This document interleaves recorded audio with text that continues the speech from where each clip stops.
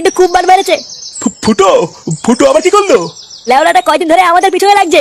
ছেলেকে একটু বোঝান, নাহলে কিন্তু কোন সময় রাস্তায় ফেলে পুঙ্গা মেরে দেবো। তখন কিন্তু বুড়ো বয়সে ব্যাপারটা নিতে পারবেন না, এই বলে দিলাম। কেন দাদা, ফুটো আবার কি করলো? এ গুরুকে প্রশ্ন করছেন মানে? বড় গুরুর উপরে কোনো কথা হবে না কিন্তু। আমি তো কিছুই বুঝতে পারছি না, কে কি বলছে। শোন বুড়ো, বারবার এক কথা বলবো না, ছেলেকে একটু সাবধানে রাখবি, ঠিক আছে? না হলে কিন্তু লেওড়া বাড়ি গিয়ে সেটা নুন আর লঙ্কা ঘষে দিয়ে আসবো। আচ্ছা আচ্ছা, ঠিক আছে ঠিক আছে। কি হে ধনঞ্জয়, এই চ্যাটা ভাঙা গরমে রাস্তায় দাঁড়িয়ে কি করছো? বাল ছিড়ছি, ছিড়বি? হা আবার মুখ খারাপ করে বলি, এত রেগে গেলে চলে? কেন রাগ হবে না শুনি? মানে ঘরে 7-8টা বাচ্চা, তার উপর এই সেটা সেটা গরমে বউ আরো একটা বাচ্চা জন্ম দিচ্ছে। তাই জন্যই তো এটিএম থেকে টাকা তুলে নিয়ে যাচ্ছি। ওরে বাপরে, এটা বিশাল ঠেলা। দেখো ধনঞ্জয়, এখানে তো বৌদির কোনো দোষ নেই, বলো?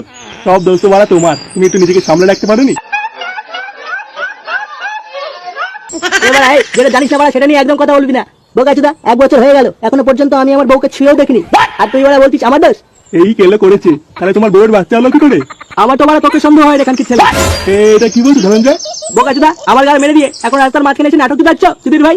না না না, কি করছো ধনঞ্জয়? এরকম করো না।